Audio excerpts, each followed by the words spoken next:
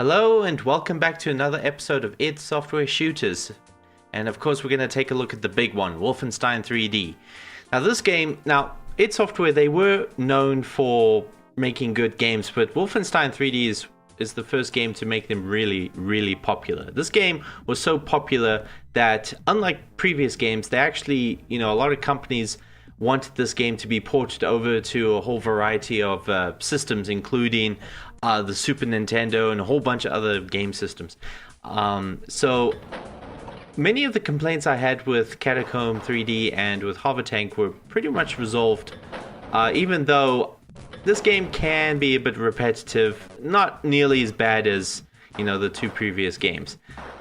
One thing I really like about this game is that it has an extra emphasis on secrets and collecting things as opposed to Catacomb 3D, which really it was just find the exit and that was about it. Yes, you do shoot monsters along the way, but they were more of an annoyance than they were like actual obstacles, This game is actually pretty challenging. I'm not kidding. It is very difficult to die in this. It is very difficult to do well in this game. In other words, it's very easy to die in this game. It's even easier when compared to many future id Software games. Now I'm playing this on, I guess you could say the normal difficulty, but it's not really that difficult once you use a mouse. This game was designed with a keyboard in mind, and the same with Hover Tank 3D and Catacomb 3D. You use left to turn left, and you right to turn right, and up to move forward, and down to move backwards. It's very primitive control, but fortunately id Software included mouse controls, and it is a bit weird. Like, for instance, the mouse has a max speed, so there is a max speed limit to how fast you can rotate your camera. Also, moving the mouse up would cause your character to walk forward, so that's a bit strange. But you can get used to it. It's a bit awkward, but it's not too bad. It's much better than using just the keyboard. Like control would be fire, space would be open doors, alt would be strafe, and shift would be run. It was very typical. In fact, those controls pretty much stayed the same until like Quake, and when gamers finally started to come up with the traditional WASD key mouse control scheme. And that was actually the fans, by the way, the gamers that came up with that way of playing. It wasn't actually id Software. id Software only made that a default in Quake 2. So anyways, but I'm using the mouse, so it's a lot better. The problem is, though, is that you still can't strafe. Yeah, that's a kind of a glitch there. The guy is just immortal. The problem is that you cannot strafe unless you hold down a button, like Alt or button 3 on the mouse or something like that.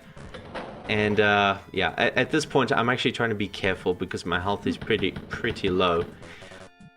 Now, for those that might find this familiar, see that extra life that he just picked up? That's actually carries on into Doom.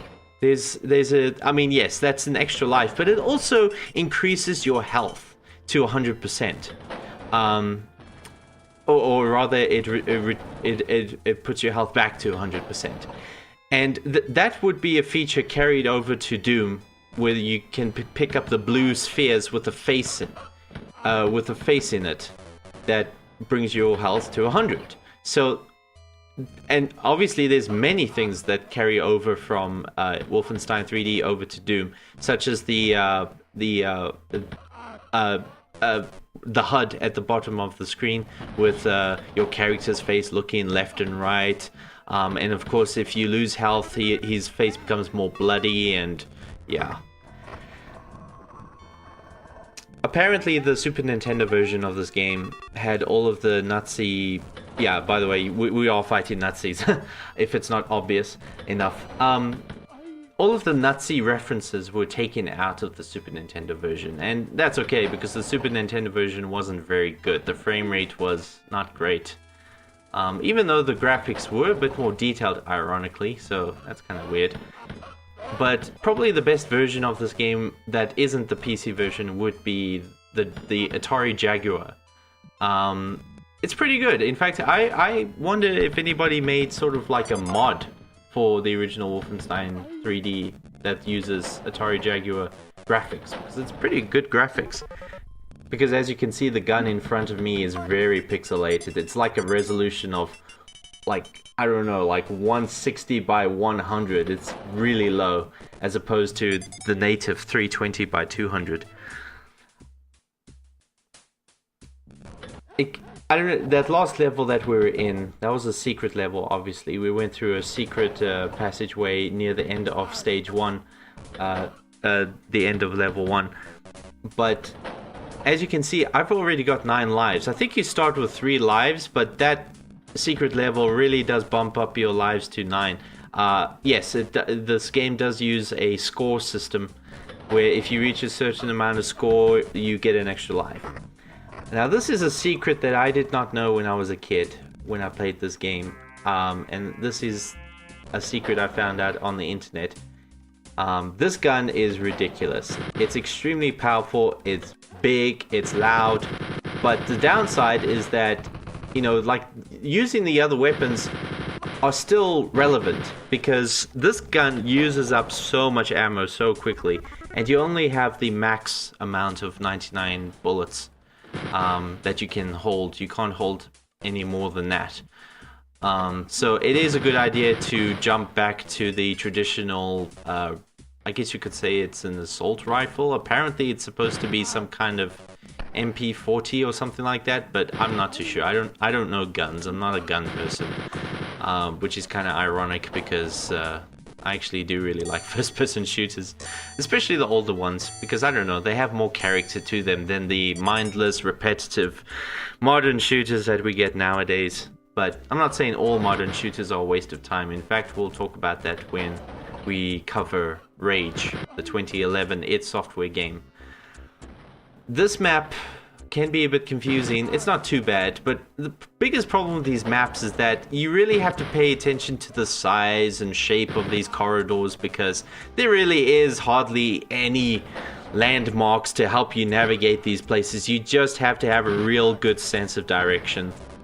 When I was a kid, I had the original shareware version, and I played that shareware version so many times that I knew these maps like really, really well. And as you can see, I'm gonna just go back and leave this room, because I realized I'm just wasting my time here, because I now realize where I am, because, you know, at least they do have some rooms that look unique, so I am able to figure out that this is where we need to be. But I forgot to get the key, so we need to go back and get the key. Of course, Wolfenstein 3D is a huge improvement over Catacomb 3D and Harbor Tank 3D, meaning that they went from the 16 colors, you know, EGA graphics, to VGA graphics, which supported 256 colors. Although I think their taste in colors is a bit strange. Purple walls, blue walls. But it's something I want to talk about when it comes to the sound of this game. This is actually kind of an interesting game. First of all, there's 2 kinds of sound that most DOS games could handle back during the early 90s. That is real audio, like real digital audio, such as, you know, for the sound effects, for the, you know, stuff like the doors opening and closing, the guns shooting, and the guys screaming, and all of that stuff. That's done with real recorded audio. But there was also synthesized audio. Again, I went back to that wooden room. Just get so lost in this place so easily. Everything looks the same. But there was also synthesized music and synthesized sound effects in addition to the real sound audio. So there was literally 3 different kinds of audio combinations you could have. One for the music, one for the pickup sound effects, you know, when you pick up items and stuff like that, or get an extra life, and one for the real sound effects like the doors and the guns and all of that stuff. And it supported several sound devices. The most useful of them all would be the Sound Blaster. Sound Blaster has both synthesized capabilities and real audio capabilities. whereas all the other devices did not. If you had an ad-lib card, which could only do synthesis, you could only have music and pick up sound effects and stuff like that. I'm not too sure if... Actually, come to think of it, the PC speaker does have sound effects capabilities, but it doesn't sound realistic. It's just a bunch of beeps, it's kind of annoying. But a more obscure sound device that worked with Wolfenstein 3D was the Disney sound source. I know, that sounds weird, doesn't it? And yes, it actually is from Disney. Disney made a speaker that plugs into the printer port of your computer. So you did not need an expensive sound card or anything like that. You could just plug this device into your computer, and I guess through the use of software, drivers and stuff like that, you could get real sound, not synthesized, real sound coming out of that speaker. The only thing that sucked about the device is that it was a cheap alternative in every way possible. Number one, it wasn't a very good speaker. It was this little speaker that sat on top of your desk. And number two, it only was a mono speaker, no stereo or anything like that. So ultimately, it would be better to just go for the Sound Blaster. And fortunately, I had a Sound Blaster when I was a kid.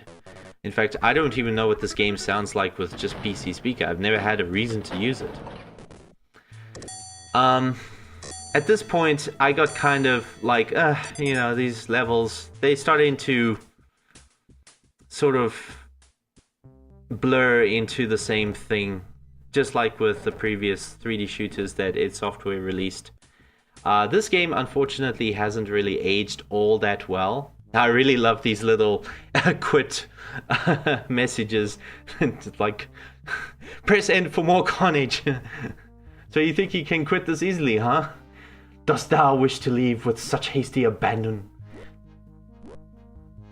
For guns and glory, press N. For work and worry, press Y. Why?